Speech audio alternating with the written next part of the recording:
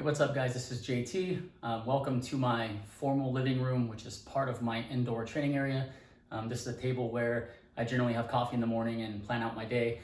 And what this video is this going to be the first video in a series of videos that I will put into a playlist, which is going to be called Bodyweight Bodybuilding. I ran a poll on my YouTube page, and the majority of people chose for me to create content talking about bodyweight bodybuilding, so that's what we're going to do. And in this particular video, what I want to discuss is single joint exercises versus multi-joint exercises, or what's more commonly referred to as isolation exercises versus compound exercises. I do not isolate just about anything, and I have not isolated for about 4.5 years. And I've gotten the best results of my life basically without isolation. And so intuitively, I know that you can develop the musculature and you can get great results without isolation. Now, to clear up what isolation versus compound, or what single joint versus multi-joint is, basically your single joint exercises or your isolation movements are going to be like the bicep curl. So you're bending just the elbow and the work is being done across a single joint, versus something like a pull-up where you're going to be bending at the elbow and utilizing the musculature in the shoulder and pulling yourself up over the bar utilizing multiple joints. So just as the name implies, single joint, multi-joint. And because I'm going to be making a series on bodyweight bodybuilding, one of the things that is very common is you see people who are fans of bodybuilding, or people who are competitive bodybuilders or into that niche, do a fair amount of isolation work. And I'm going to explain why I don't do it that way. And I'm gonna back this up with several studies, and what I will do is I'm gonna link the studies in the video notes, so you can click the notes, you can look at the different studies that I'm gonna talk about briefly, and you can read them in more detail if you would like. There's 3 in particular that I'm going to talk about. There are many more than these 3 in this same area. But what these studies show, and I'll start with, there's a study on women. And so they took basically women and recreationally trained women, and they paired them into 2 groups. They split them into 2 groups, and one group did a multi-joint training program. So they were performing movements that utilize more than one joint. So think squat, bench press, whatever it was that they were doing in the program. And then they took the second group and they gave them the same program, but they added single joint movements, additional volume in single joint movements. That's really important. And so in addition to doing the multi-joint exercises, so think again, bench press, for example, utilizing the triceps, utilizing the pecs, utilizing multiple groupings of the musculature across multiple joints. So they did the multi-joint exercises, and then the second group did the single joint exercises on top of the multi-joint exercises, or the isolation work on top of the compound work.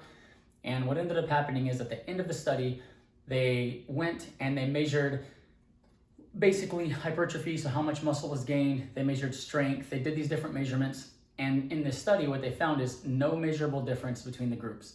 So even though the second group of women did additional isolation work or single joint work, there was no additional benefit, okay? Now that's women, so you can't necessarily say that the same exact thing is gonna happen in men. So in the second study I'm gonna reference, they did the exact same thing. I don't know if every single exercise was identical, but they took a group of untrained men, and what they did is, I think it was 16 in this study, they split them into 2 groups. And one group, again, did multi-joint compound movements. The other group did the same multi-joint compound movements and added isolation work. So in this one, it was basically elbow flexion and extension. And so you're talking bicep curl and tricep extensions on top of the compound work. And what ended up happening in this study is, at the end, they took these untrained men and they did all their measurements or their assessments, and what they found is no additional hypertrophy, no additional strength. There was no measurable difference between the 2 groups. So now you've got a group of women and a group of men, and you've got additional isolation or single joint work put on top of compound work, and there was no additional benefit. Now, with that being said, it's important to note, and I think, okay, so if isolation work appears to have no additional benefit, then why are all these bodybuilding people, like why are all these people that are in that niche or in that into that method of training, why do they do a lot of isolation work?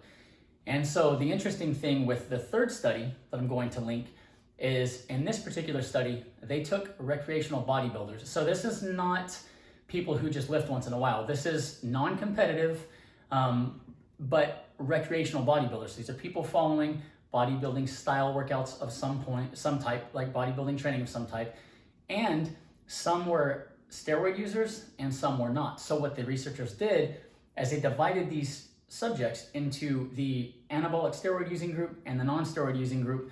So they wanted to see basically if the additional isolation work maybe pays a bigger dividend once you are a more experienced trainee, or maybe once you are utilizing steroids or whatever. So in this third study, they split the groups. They put them both through compound lifting. And again, one group had multi-joint exercises and single joint. So one group isolated on top of the compound lifting. And at the end, the researchers, did their measurements. And what they found is no additional hypertrophy, no additional strength, and no additional benefit to additional isolation work on top of the compound work. So based on research that we can look at, I personally don't see any compelling evidence to make me think that I need to add isolation work on top of my multi-joint compound work, provided that the musculature involved gets adequately stimulated. So what I mean by that is your calves, for example, I do direct calf work, and it's because when I'm squatting or when I'm doing whatever multi-joint movements I'm doing, yes, my calves do get some stimulation, but it's not going to be adequate to develop my calf muscles, so I do extra calf work.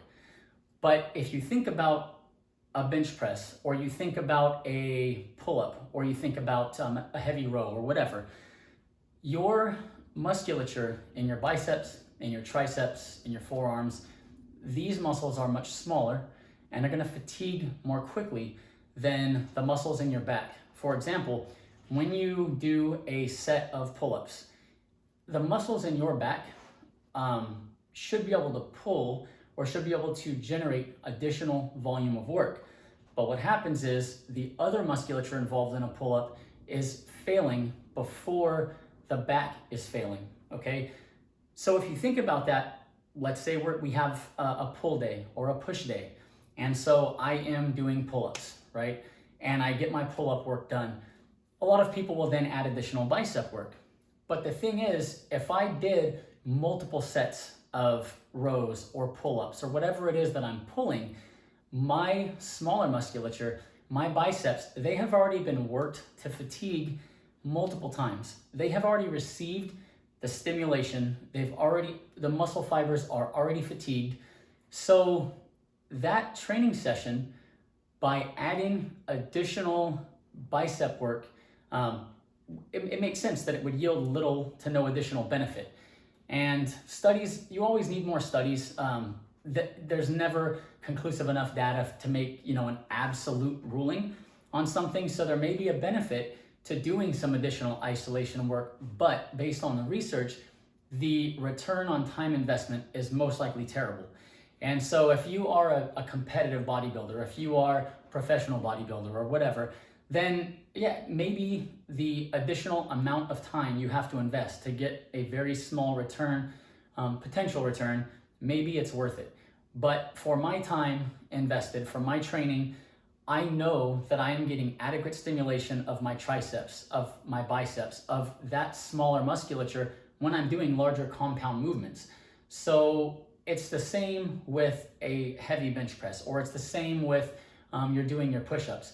When you reach fatigue, chances are the musculature outside of the pecs, which are a much larger muscle than say the triceps, those muscles, the smaller musculature likely already reached fatigue with or before the larger muscles. So again, when you're compound lifting, chances are that you are getting the supporting musculature or the secondary muscles involved to the point of fatigue to stimulate maximum hypertrophy and strength, you're probably getting that without having to do any single joint or isolation work. So that's why as you watch my, as you look through my content, as you browse through my channel, you see very, very little or almost no isolation work.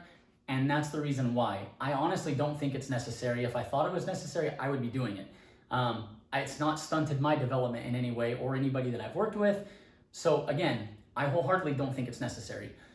With that being said, if you really enjoy it and you want to do it, all exercise that's not dangerous and doesn't injure you is essentially beneficial from a health standpoint. So if you love bicep curling, have at bicep curling.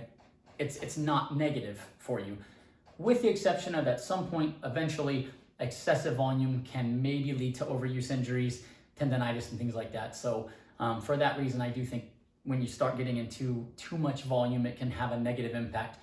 But again, I formulate all of my programming around multi-joint, non-isolation, non-single joint movements. And I do wholeheartedly believe it is enough, it is adequate stimulation for you to develop strength, hypertrophy, to essentially body weight bodybuild, and you don't need to add any isolation work in. So that was the big message for this video, because we're going to be getting into body weight bodybuilding. And I already know that question is going to come up. Hey, I want to build my biceps. I want to build my triceps. I want to do these things. And so that's why I wanted to talk about this series of studies and this research that shows that those things, according to these studies, have no benefit at all. And what I'm getting at is maybe they do have a benefit. Maybe more research will come out. Maybe it just wasn't enough volume. Maybe you've got to add even more volume to those movements. But again, in doing that, to me, you're now getting very inefficient, and the time spent is just not worth the investment, especially when, if I'm gonna go do a set of bicep curls, for example, when I could do another set of pull-ups. So what is happening when I do a set of pull-ups? I'm developing musculature across multiple joints. I'm further developing my back, and I'm still developing the biceps. Whereas if I go do a set of bicep curls, I'm not developing my back. I am isolating my biceps. And the reason I think that's important is because I've had people comment in the past, well, you know, what if my back's already done? I don't want additional back training. And you carry way more muscle on your back than your biceps.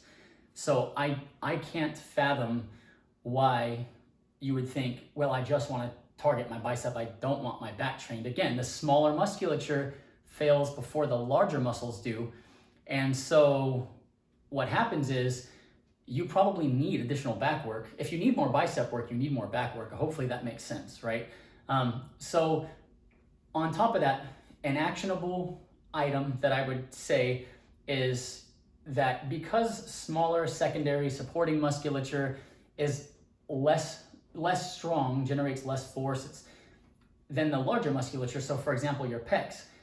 When you structure your training, when you program your workouts, what you want to try to do is, if something isolates the pecs more.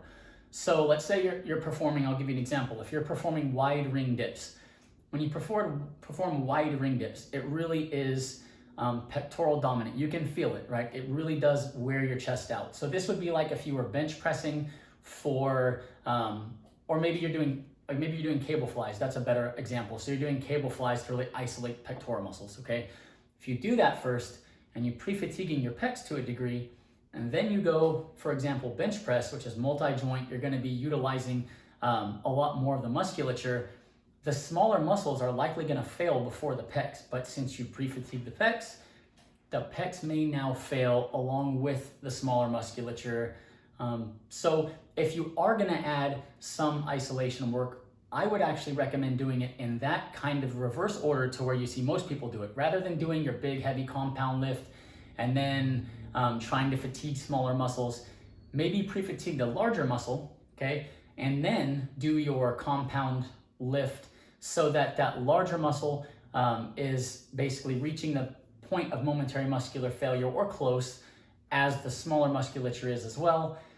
And again, I'm not doing any isolation really. So when it comes to our bodyweight strength program, which you're probably going to see as we get into this bodyweight bodybuilding series, is I will do something like wide ring dips first, because I know that these are really pectoral dominant. They're really targeting my pecs primarily. And then I may go into one arm push-ups. And the reason is when I get into one arm push-ups, it is using a lot more of the front delts, a lot more auxiliary musculature outside of the pecs are being recruited.